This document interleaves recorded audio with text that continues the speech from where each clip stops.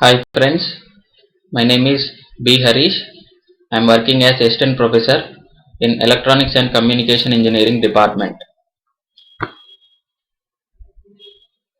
In the current semester, that is in the event semester, I have taught subject Biomedical Engineering for third year second semester students.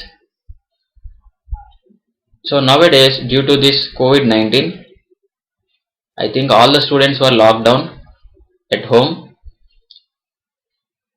and there is less support from the faculty to the students.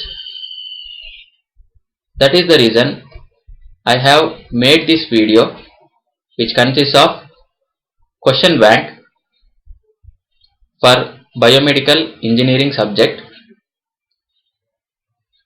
I have made this question bank by referring various previous question papers, regular as well as supplementary exams, and framed important questions for every unit.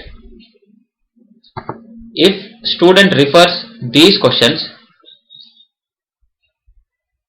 during this lockdown period, it will be very easy for him to pass in biomedical engineering subject. I have made 5 questions for each unit, and total there are 30 questions for 6 units. In the unit 1, what are the basic objectives of any biomedical instrumentation system? Explain. Second question is, what are the basic objectives of man instrumentation system? Third one, what are resting and action potentials? Explain. Explain clearly about electromyogram. Explain about ECG and EEG. Out of these 5 questions, frequently asked questions from previous regular as well as supplementary papers are, what are the objectives of man instrumentation system and what are resting and action potentials? These 2 questions definitely appear in at least 2 sets out of 4. In the second unit, again there are 5 questions. Discuss various types of transducers used for biomedical applications.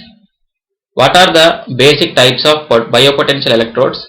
Explain with examples. Explain basic configuration of reference electrode and pH electrode. What is electrode and explain electrolyte interface theory.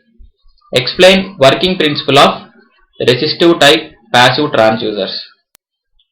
Out of these 5 questions, the first 2, that is discussion about the various types of transducers and explanation of biopotential electrodes, these 2 are frequently asked questions.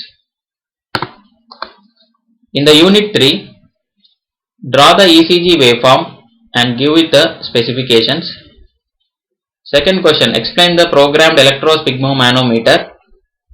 Third question, draw and explain single channel ECG recorder. Fourth question, explain how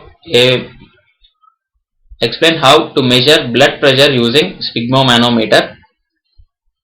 Fifth question, explain how blood flow can be measured using electromagnetic blood flow meters.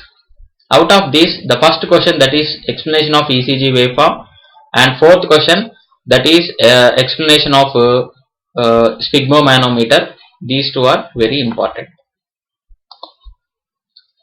In the 4th unit, discuss the tonometer for eye pressure measurement. Explain the operation of DC defibrillator circuit. Distinguish between internal and external pacemakers. What is laparoscopy? Describe laparoscopic system used in surgery and its benefits over normal surgery. Next question, what are the elements of intensive care monitoring? Explain about them. Out of these, the first 3 questions, that is about tonometer, explanation. Second one is DC defibrillator operation. Third one is difference between internal and external pacemakers. These 3 questions are very important. In the unit 5, what is the principle of ultrasonic imaging? Write short notes on radioisotope instruments. Write notes on MRI. What is the need for telemetry in biomedical instrumentation? Explain the working principle of CT scan with neat block diagram. These are the questions. Out of these, third and fourth questions, that is write short notes on MRI and what is the need for telemetry in biomedical instrumentation. These two are very much important.